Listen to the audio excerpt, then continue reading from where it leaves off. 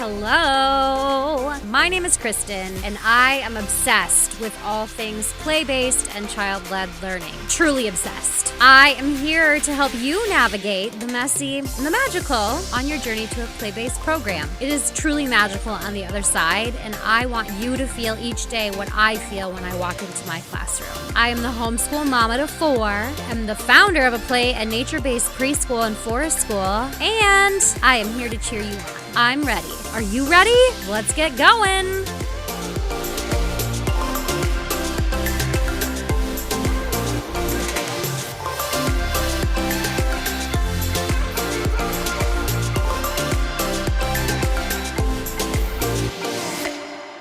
Today on the Play-Based Learning Podcast, I am so excited to have a special guest here. Today we are talking with Sally Haughey. Sally started her teaching journey in 1996, and then in 2010, she yearned to share her ideas on a larger platform, so she created Fairy Dust Teaching. I'm sure you've heard of it. That is built on the passion for the wonder and the magic of early childhood. Sally believes that young children have the right to play, to be collaborators in learning, and to dream. And since then, Fairy Dust Teaching has become a global platform for early childhood educators from all walks of life to learn more about wonder-based education. Sally's teaching philosophy has let her travel the globe, goals, sharing her knowledge and experience with teachers in Vietnam, Canada, Europe, and the United States, and even the Philippines. Her literary works include The Wonder Art Workshop, which was published in 2019, and Through a Child's Eyes, where she co-authored with Sandra Duncan and Jodie Martin. And she and Sandra Duncan are working on another book together called the Honeycomb Series, with a tentative release in 2021. Sally also has the Play First Summit coming up in July 12th through the 16th. And you can find out more information about that in the notes for the podcast, as well as the link to get registered. It's a free online virtual summit, and you will be blown away. So you're going to want to make sure that you get on that action ASAP. So head to the show notes after you listen to the interview and click on that link. All right, let's get going. Hi, Sally. Hey. Welcome to the Play-Based Learning Podcast. I'm so excited that you're here. I'm so excited that I get to pick your brain for the next however long. And we have a really fun little ditty here planned. But first, I want you to tell people who you are and like what you do. Yeah. So Sally Haughey, and I have this incredible path of being with Fairy Dust Teaching, a blog that I started as a kindergarten teacher in 2010, and it just kept growing and growing. And in 2011, I offered my first course, which is really funny because it was completely, handwritten. There was no recordings. Like I didn't even know how to make a recording, and the password into those courses that year was the same for every person. Like I had no capacity with technology, but I had a passion for sharing, what works in the classroom, like the tried and true, like the truth against the rubber on the cement. And it just kept growing and growing. And it's been exhilarating, to tell you the truth. It's been play, right? It's been your play. That's phenomenal. Isn't it a great thing to be able to live in a capacity where your life is play and you just get to live that? Like, we're so lucky to be able to do that. And that's what I hope for other people too. I agree. Yeah. And anything that doesn't feel like play, we don't do at Fairy Dust Teaching. Yes. Yeah. It's really it's the gold standard. Yes. Right? If it's not play, don't do it. That's right. Back away. Okay. So we are going to do some fun word association. I think maybe this is really just my brain's way of saying, I don't know what questions to ask this amazing woman named Sally. So we're going to just throw some words out and let her riff on them. And she loved the idea. So are you ready for the first one? I am. Okay. So I have like 1, 2, 3. I have like 5, but then I have like a real left field one. That's something that I've been wanting to hear somebody talk about.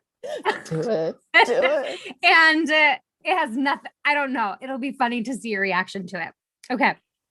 The first word is intentionality. Yeah. So intentionality, I think is for me is the heart of teaching. Like if someone came to me and said, hey, I'm going to be a new teacher, what really matters? What I would say is intention is the sculpting power of a teacher. It's like it actually creates the space you walk into. So I think it actually sets the space. So my intention to create community and my commitment to that intention, my intentionality there creates community for children. My intention to have every child seen, heard, and valued for who they are, and my commitment to that intention. So do you see what I'm saying? I think Yes. intention is really the biggest tool in our toolkit. Oh my gosh, you just threw out like so many bits of like gold right there. I was trying to write it all down so I could quote you later. Like, we have to go back and listen because it was like every single bite you just said was gold. Intention is the sculpting power of a teacher. I love that. And I think, again, I'm a philosophical person. I'm a reflector. So I spent 30 years reflecting on teaching. Mm-hmm. And that's where intention to me is this powerful place of being for an educator. Yeah. That to me is the radar children feel. Like a substitute teacher walks in and they don't have intention. They're toast. They're freaking toast because because I think it's that, I don't know what, I haven't really talked about this in a way that I have the verbiage for it, but it's like that invisible force that like if someone walks up to you with really good intentions and wants to know you and support you, you feel it. You do. But there's someone coming up and they're going to start manipulating you. You feel it, if you're aware. Yes. So I think it's a really powerful tool in the classroom and one that holds us to account for who we are and what we do. Wow. Yeah. I haven't thought of like being around other people in the world as like reading their intention, but it is so true.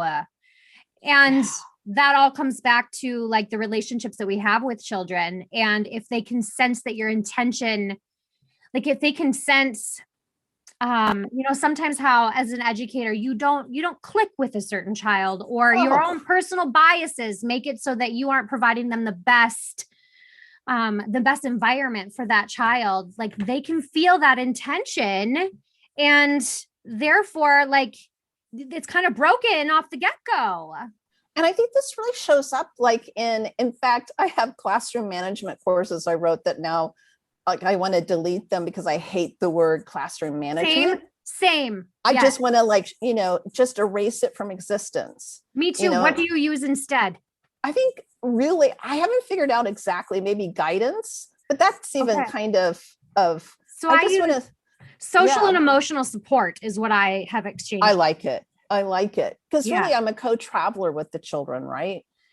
And I think intention, the way it showed, and really my wisdom has come from having experienced my own hidden intentions. And I think there's hidden intentions you can have. So like I remember having a very difficult child in my classroom. I had never experienced it before. And prior to that point, people called me Mary Poppins. So I was full of myself. I'm like, I'm so good. The children listen, like that old model of education. And so this child inside the intention was to get it fixed. Mm-hmm. And one day I got really clear, what if someone's intention towards me was to fix me? How would I feel? Yes. Like his behavior was unworkable in the classroom, so I needed to fix him, versus the intention of how can I support you? And that was it was 2008. It was the transformational moment for me in my career, where like really catapulted in my personal growth, because I think it was in that moment I really I have to treat children as I want to be treated. Mm-hmm. Or I can't be surprised by their reaction or their lack of connection. That's like so beautiful. I really wish I was as philosophical as you. Like everything is so, it's like rainbows coming out of your mouth. Oh Not my always. gosh. It's so happy.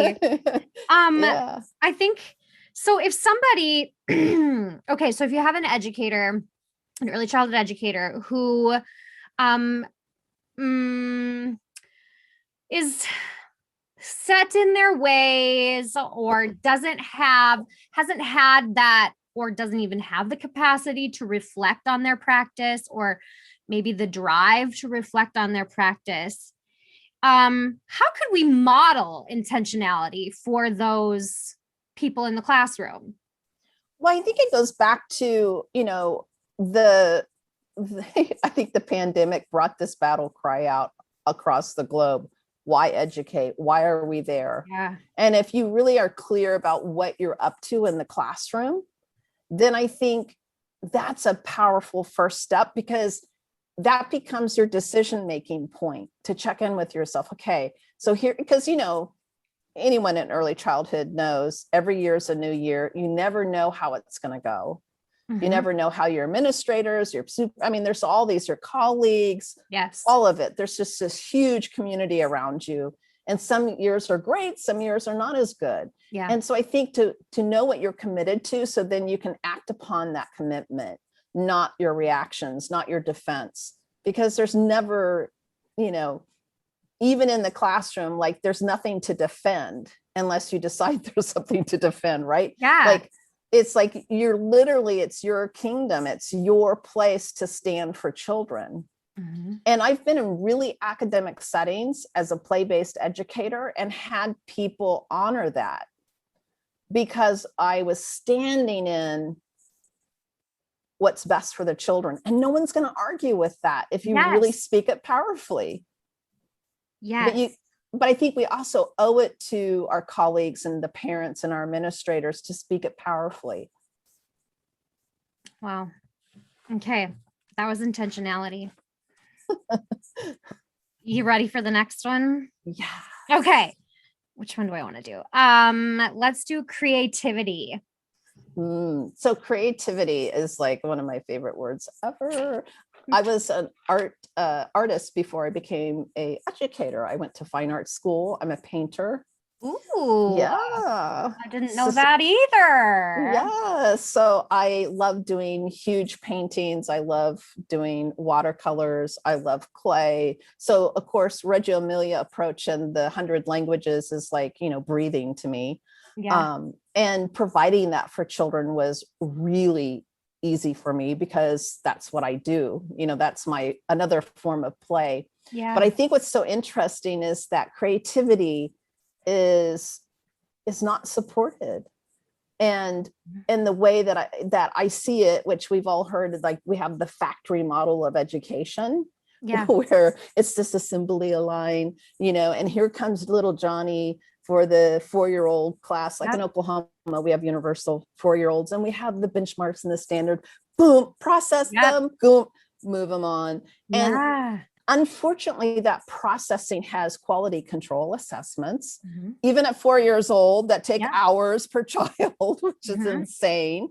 Been there, done that. Yep. But what happens is there's a right way to do it and a wrong way to do it. There's a correct answer. There's an incorrect answer. There's the idea that this child, as the educator, we're the factory worker filling the information in their little heads, processing them and moving them on. And it's all product driven. Yeah. And so where does creativity fit in that model? So we teach it out of children. We do. And what's so interesting is when I was in Oklahoma and an educator for about a decade, I also had a weekend job because I didn't make enough money. Right? That's the story of our lives. Exactly. As a museum educator. And when I noticed, I was asked to develop curriculum for 4th grade, which was hilarious because I have as much relationship to what it means to be a 4th grader as I do, to college. But I was excited, and I did that and collaborated with other 4th grade educators. But they called me in and said, the teaching artist that's going to do the curriculum can't show up today. Can you go in and do the substitution since you created the curriculum. I said, absolutely. And what I was so surprised was the activity had no model to copy. Mm-hmm. And here were all these fourth graders. So I primarily worked with 4 and 3, 5-year-olds. And you give them openness and they run for it. Fourth grade, they were like, I don't know how, show me what it should look like.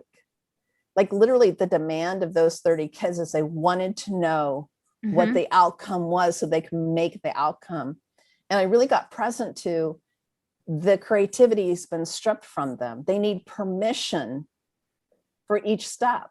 Yes. And I literally had to spend 15 minutes setting them up for not knowing how it was going to turn out. And that it was the process we were going to enjoy. Oh my gosh. And you know that if you look up any book on creativity, most of them, like, because this is a topic that I adore as well. Yes. Most of the books that are on creativity are teaching adults how to be creative. And it's like, I don't need to learn how to be creative. I've got this, but I want to know more about creativity in general. And one of the things that I've been pondering lately is creativity and play the same thing? I absolutely think play is the ground of creativity, because what do you do in play is you explore, you're experimenting, you're making mistakes, you're failing over and over again. You know, like any art professor worth their salt would tell us, the first 1,000 pieces are going to suck. Prepare yourself. Mm-hmm. It's not the outcome. I mean, like if you get a decent painting out of the deal, oh my gosh, but it's not that. It's the movement of light on the canvas. It's the color. It's it's just so rich, and that's play. It's not the outcome. Yeah.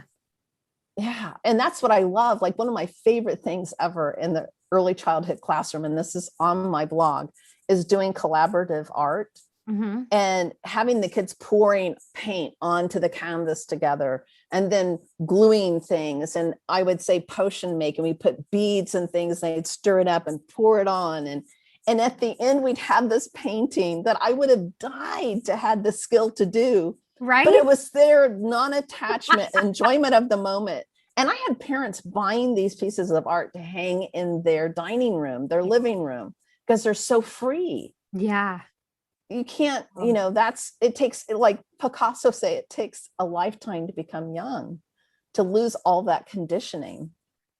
It does. Do you feel like you are that young?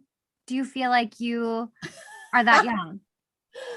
I work on it. Yeah. I'm a goofball at heart, like I love playing. I love choosing, like you said, this is me like play. Like I view my life as a sandbox. And if someone comes in and plays in my sandbox, who's not fun to play with, I throw them out. Yeah. I'm like, that's not fun. Especially seriousness. Like people get too serious on me. I'm like, I don't have time to get intense.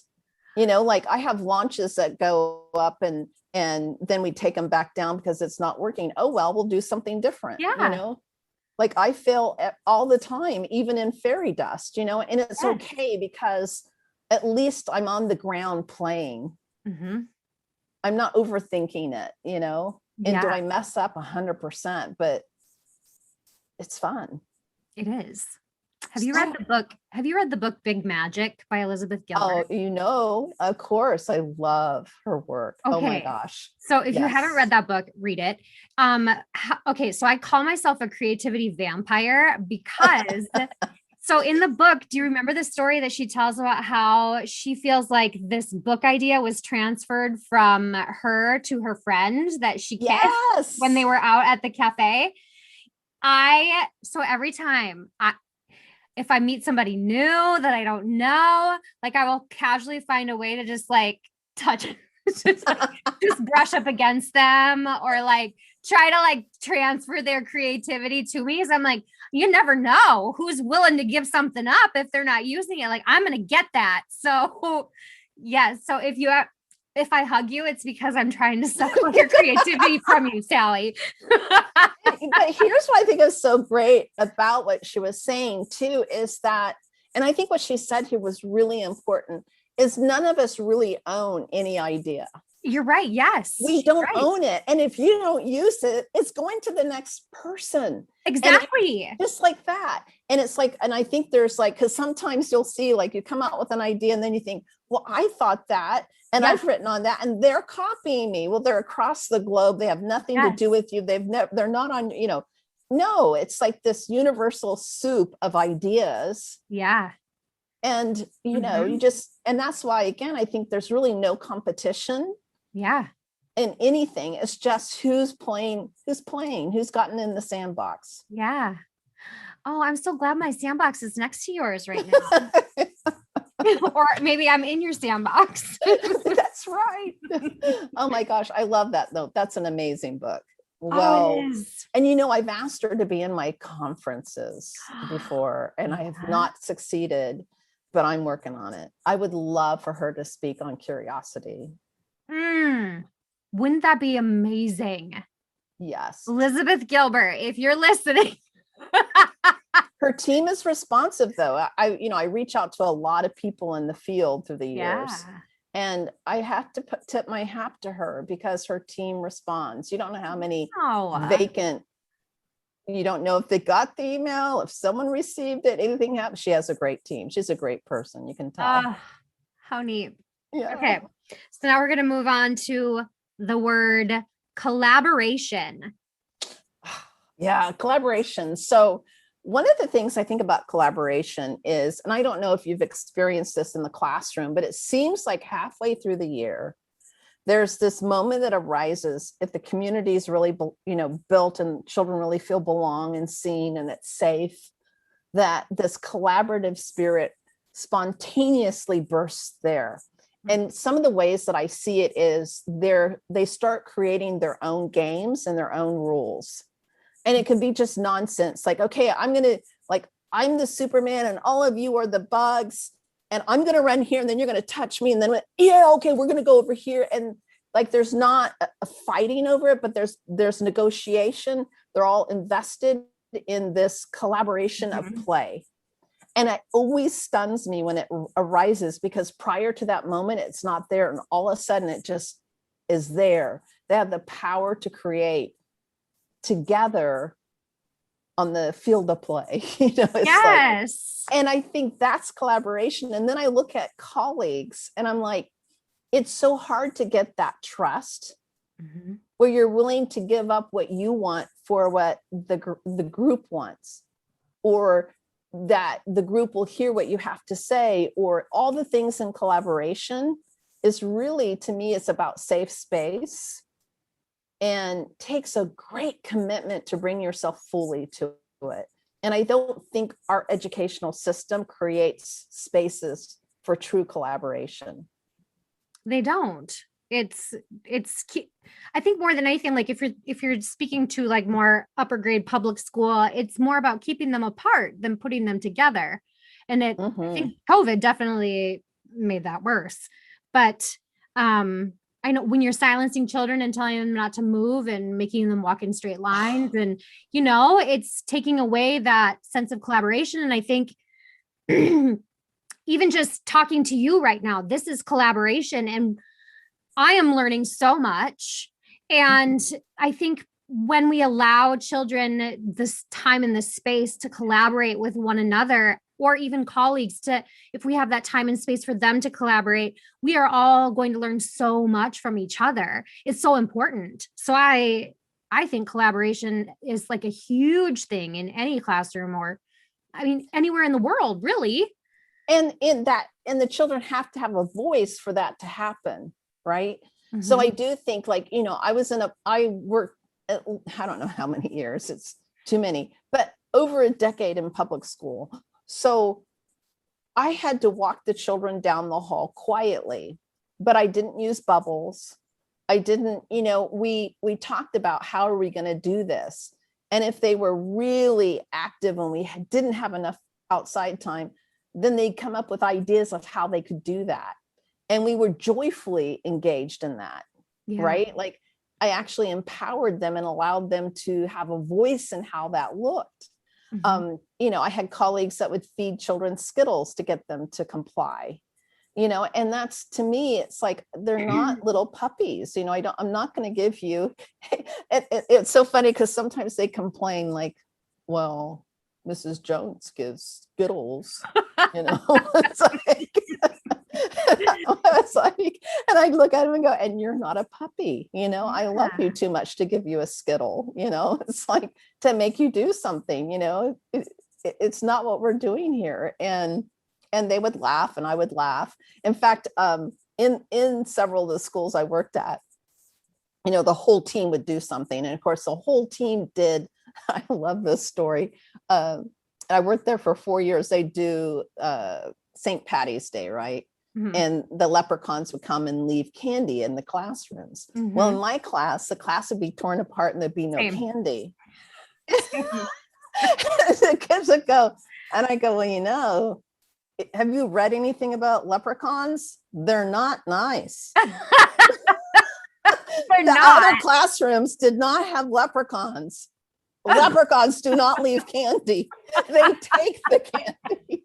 And we'd laugh and read about, but it's just like, again, not treating them like little, I don't know, cute puppies or something. I think sometimes we treat children with disrespect, and I think we need to treat children with the same respect we expect. Like classroom management systems, I think, are shaming, red light, green light. But if I walked into the lounge and Dr. Burke put me on red, what would I do?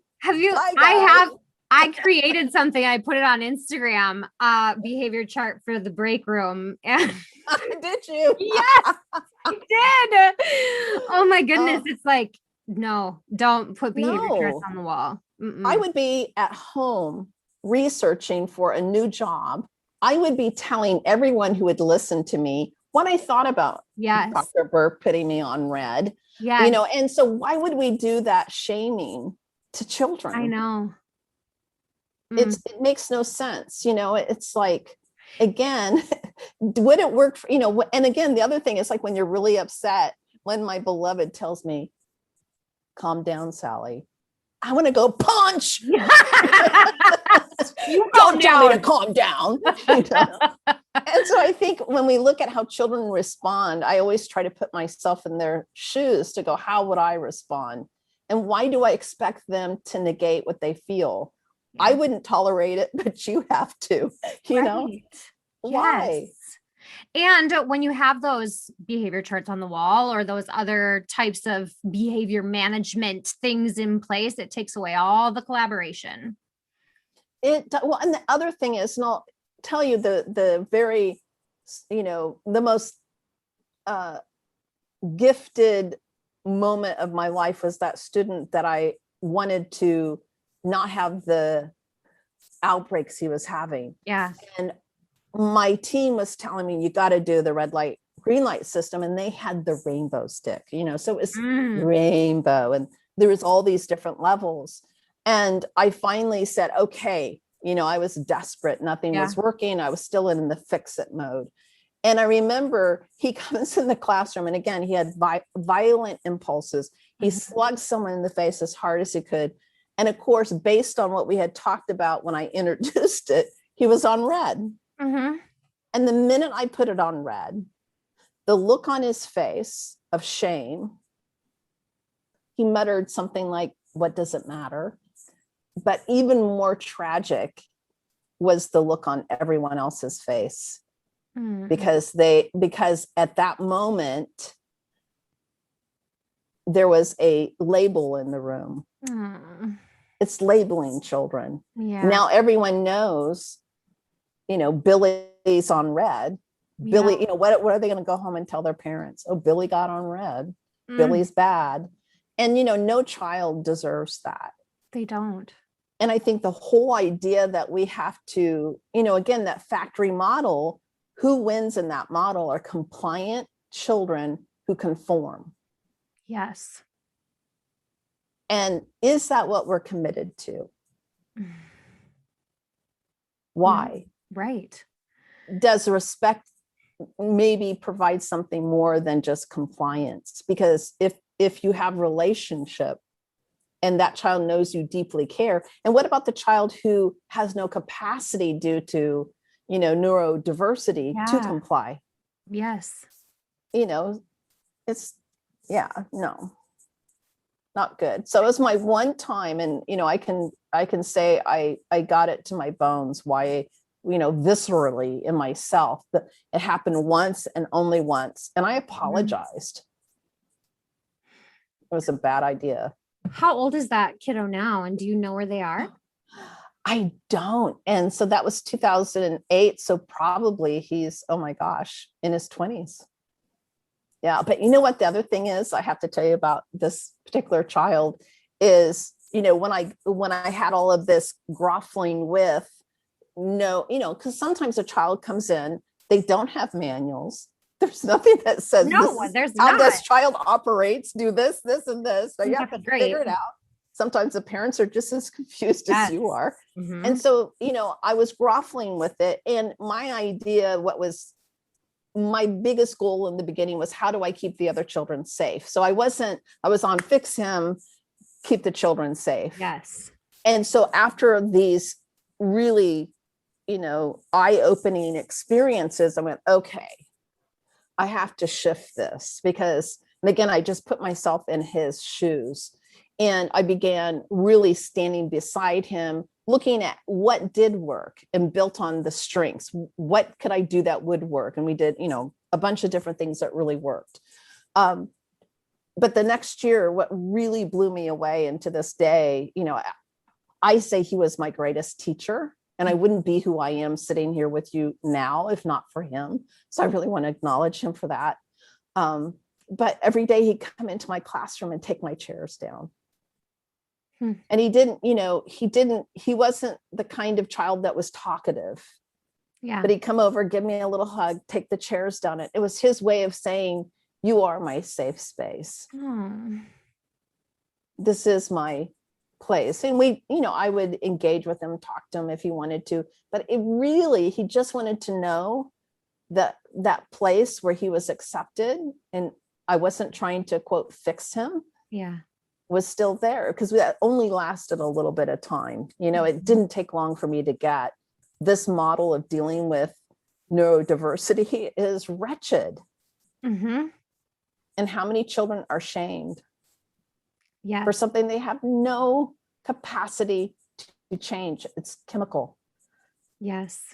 My own son, who's now 13, he's very neurodiverse, and we homeschool now because the public, well, even private, we did public and then we went private. It was very, very difficult for him. I mean, there was times when he was in kindergarten, he tried to jump out of our vehicle while I was on our way to school because he did not feel comfortable there. He did not feel loved. He did not feel safe. And that breaks my heart that's what many children who aren't the typical, regular typical developing child, that's how a lot of them feel. And we wonder why there's so many mental health issues in our world.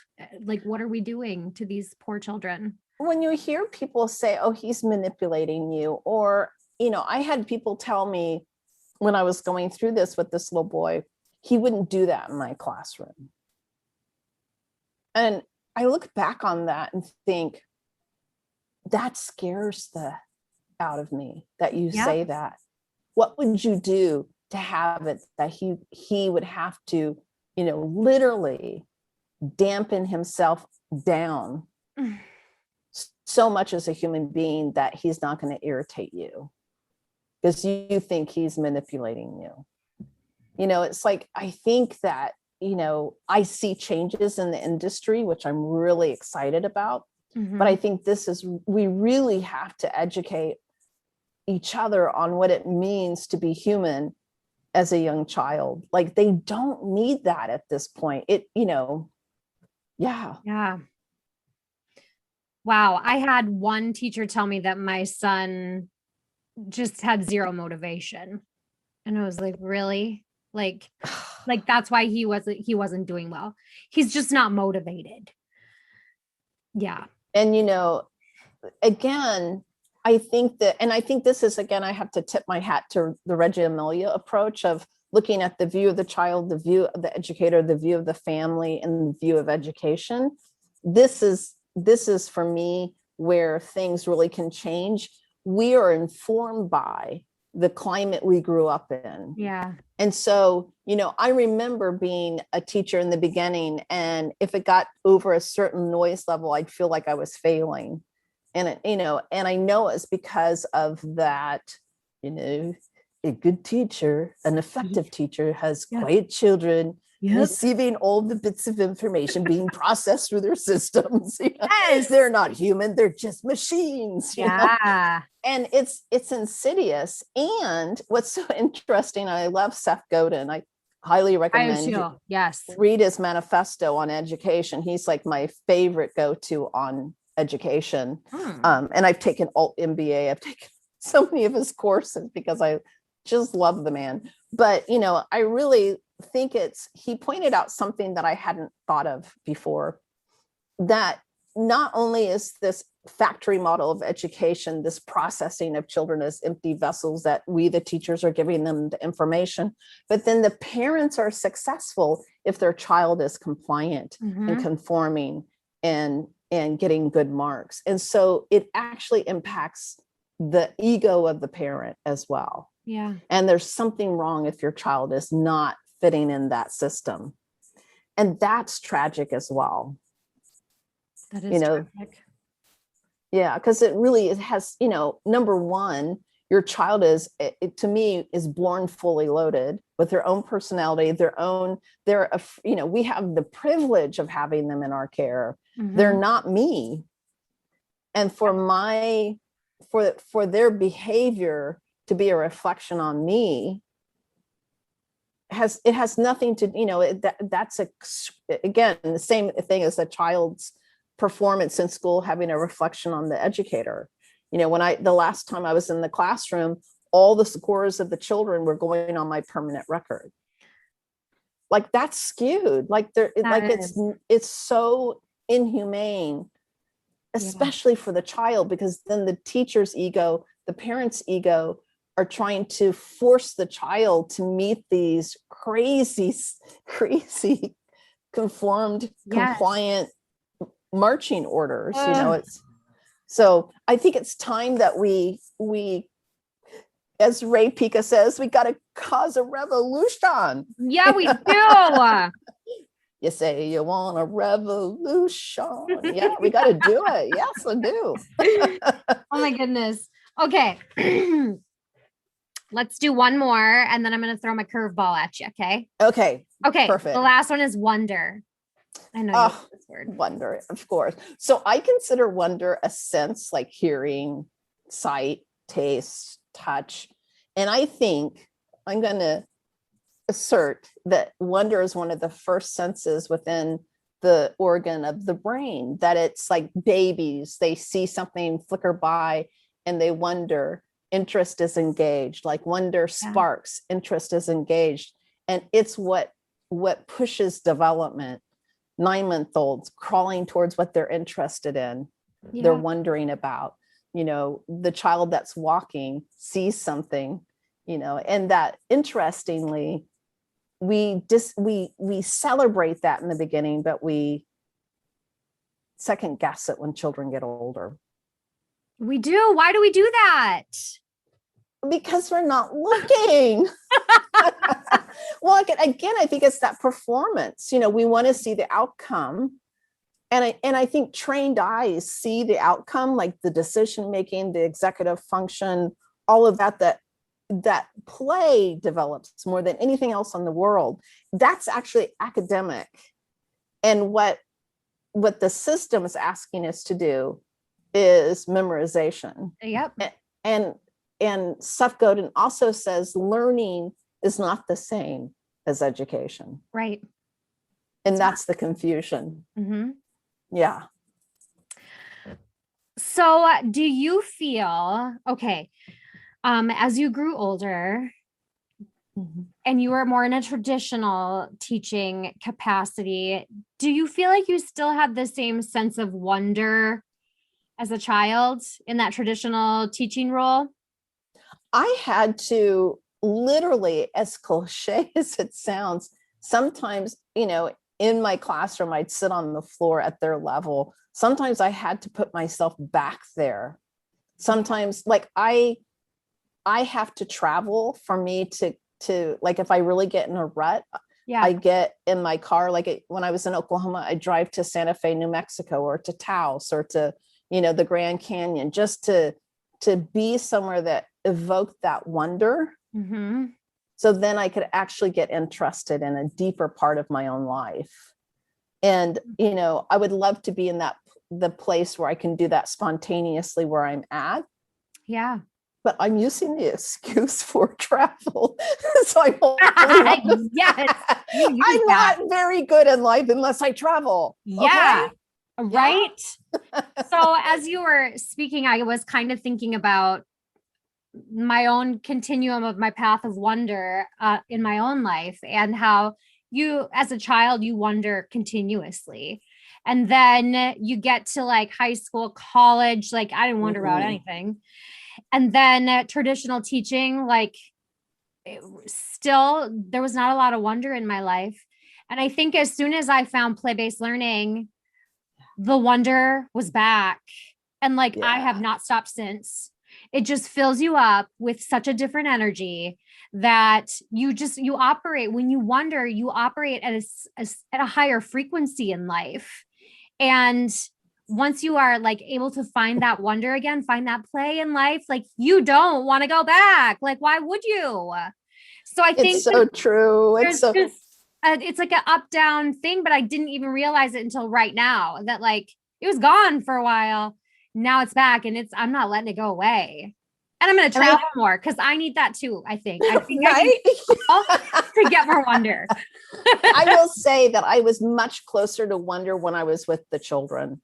I will say that, as you were talking, I really got present to, I haven't been as close to it since I've been out of the classroom. There's nothing on the planet like, and that's another reason I'm moving back to my old stomping grounds for my grandsons who are early childhood right now, because there's nothing like being with children. Right. It's amazing. You're right. Because that's where they live. So yeah, I think it woke me up watching children play. Like one of my favorite things to do is to watch. It's to observe, it's to be a play detective and see all the things that they're doing, because that gets me going like, oh my gosh, like watching them wonder about things is like my favorite thing. And then I am there learning right along with them most of the time. Yeah. It is like goosebumps. Oh my gosh. To truly like, I just want everybody to know how it feels to be in that wonder place, to be in that playful, and you can't do that if you don't give children time. So, and I think the other thing, just to pull out a thread that you started, that I think is an important one, the watching of children. Yeah. I was trained as a Waldorf teacher in the 90s. And so that was my first, and I'm deeply grateful. And Cynthia Aldinger said something to me at the time that changed my life with observation. She said, attention is love. And so when you're looking at children with joy, playing, deeply engaged and interested in it, you're not interrupting it, you're just watching it, that attention is such support for them. Yeah. Like it versus a classroom with the teachers not engaged. It's starkly different because it shows you care. Yeah. And children can feel our attention. Yes. So I think it's an important, like, observation is not just about the checklist or I'm observing, so then I can document, and then I'm going to do this. No. Yes. Observation is an act of love. I call it the pedagogy of love. That's beautiful. And that's, it's true. To me, it's true power is the love it shares. Oh my goodness. Sally, like, why did I just meet you? I feel like I needed you so long ago. Okay, are you ready for the curveball? I love it. I love curveballs, please. Okay. Barometric pressure. Oh my gosh, of course. I want to know your thoughts on this. Well, I think there's a distinct and complete impact. Okay. And to say there's not is to be a liar. Okay, tell me more. So I think, in the classroom, I knew when a storm was coming before the storm arrived. Yeah. I knew when the moon was changing before the moon changed, because I think that children feel that pressure in the atmosphere.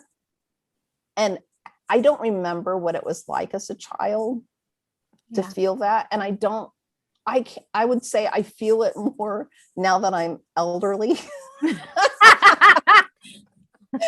I'll feel like my knees ache. I'm like, dang, the storm's coming. I remember grandma telling me that happened. Here I am, my knees are aching. Oh my goodness. But I think that we are of nature. We are nature. We are human beings living in a natural world. We are a part of this landscape. We are a creature of nature. Yes. And why wouldn't children like animals, like, any other tree, or be responsive to the pressure of a storm, or it's just natural, right? And to be responsive to it, like, it's just like, it's potty time. It's, why people, and I remember teaching, like, it was always a big revelation. Oh my gosh, I knew it. Was your class crazy? Oh, my class was crazy. A storm was coming. They could feel the pressure change. It's like every time it happened, it was a big aha, rather than just a part of being a creature of nature. And why not just move with it, right? Exactly. I think I'm totally on the same wavelength with you. I read somewhere too that, so like the tides change when there's storms or whatever. And it's because of the gravitational pull somehow changes with the atmosphere. I don't know all of those things, but so the fluids in your body move differently. And so it's like totally a biological thing. The thing that bothers me is when I see teachers using that as a scapegoat to not be intentional or collaborate with the children or give love. So I think explore how does it feel? My body feels a little wiggly, oh, my knees ache now. How does it feel in your body? And again, it's this natural occurrence. And why not build in this calm and acceptance and integrate it? It should be integrative rather than, I have no control. Yes. No, and that's not it. Change the environment, not the child. So like, that's it. Get them outside, like go be in nature, since we're all being affected by this natural occurrence right now. So exactly. And of course, it's the perfect thing to do. And I think it's interesting how much nature, for some children, adapt beautifully in the community in nature and not so well inside. Yeah. And so almost like their need for spaciousness, like if we're energetic beings, another thing my Waldorf mentor said was that, and I thought it was really interesting. I don't know if you've ever seen the Nutcracker and Mama Ginger with her big skirt and all the children under it. And she said, we hold our energy field holds the children. And so that makes it exhausting, especially in the beginning of school, because you're adapting to holding the space. You're always accounting for all the children and their safety.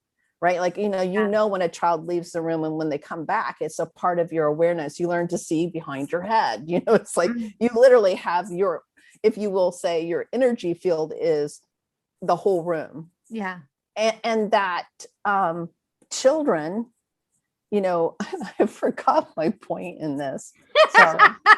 The Nutcracker energy. I just got lost in the Nutcracker because Oh I my haven't seen the goodness. ballet forever. No, but I do think it's like the thing is when we with art energy is that to honor children in all those spaces means we're leaning into it and holding space with them rather than blaming and making wrong. And it's like it's a beautiful image to think that you're providing space, and that some children, in providing them space, need more space to exist peacefully, and that's outdoors. The wild child or whatever that has more movement needs, why can't we provide that and trust them that maybe that's exactly what their body needs?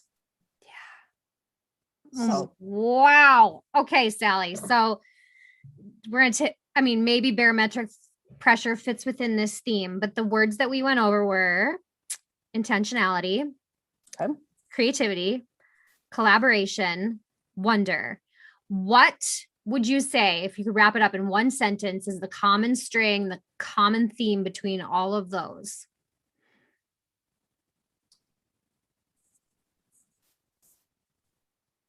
I would say teaching is love. Being with children is love. Beautiful. Love. I have vocal cord damage, or I'd break out in song. Get your Broadway in. Yeah, get my Broadway in. Yes. Sons of, oh no, listen to my voice. The universe is like, don't sing right now, Kristen.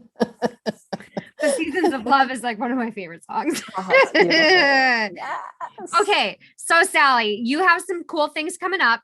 Tell all the listeners where they can find you, what some cool things that Fairy Dust Teaching has going on. Just fill our ears with all of that.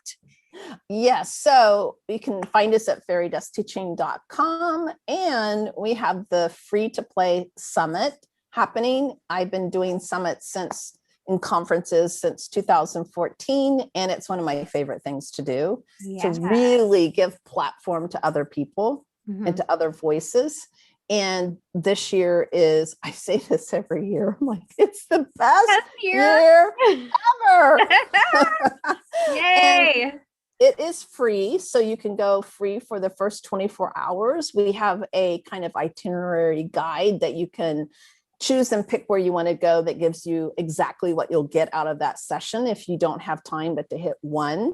And of course, we have upgrade packages where you can own it for life, but we want to definitely take care of you. If you just want to hit a few of them, we're going to help you choose that. So we will I'll give you the link for that. Okay, I'll put that in the show notes. So the link for the free to play summit. I free to play summit. Do you? Yeah. You've changed the name? Oh yeah, it was the pedagogy of play first. Now it's free to play. I'm a creative, I know. We always have to change things. But I love that, children, it's really kind of my global stand that all children, we should have play equity, that all children have the freedom to play. Yeah. And so it really nails it for me. It's like kind of that deeper intention. Definitely. Yeah. Okay. So fairydustteaching.com. We'll put the link to signing up for the free to play summit in the show notes. Woo. Anything else you want to tell us? I'm just so excited to have had this talk with you. It's amazing. It was amazing. We, like Sally and I, haven't really ever had a conversation. I think I've been following Fairy Dust Teaching for a long time. I've seen like things on Pinterest and on like blog posts that you must have written a long time ago. Tons. But I didn't really know who Sally was. And we recently connected, and it's fantastic. And I feel like I should always play in your sandbox. Well, and here's the thing, because you are one of our missing speakers for the summit. And I have to tell you, you just blew it out of the park. You are really exceptional and funny. Oh my gosh. Okay. The funny thing is I do not think I'm funny. There's so many more people in my life that are so funny that I'm like, I'm not, it takes me a while to like think of things. So like the funny that you see, it's just my quirky personality probably. I love it. But thank you. Thank you for people tell me I'm funny. I really honestly don't feel funny ever, but thank you. And that's really funny. Oh my goodness. Yes, I am. So I like when I put my mind to something, like I'm going to freaking do it. And so I was like, I am going to win this. I'm going to do it. So I'm going to learn all the things about how to speak so people will listen. And so that's what I did. It worked. It worked. Yes. Now you can teach me.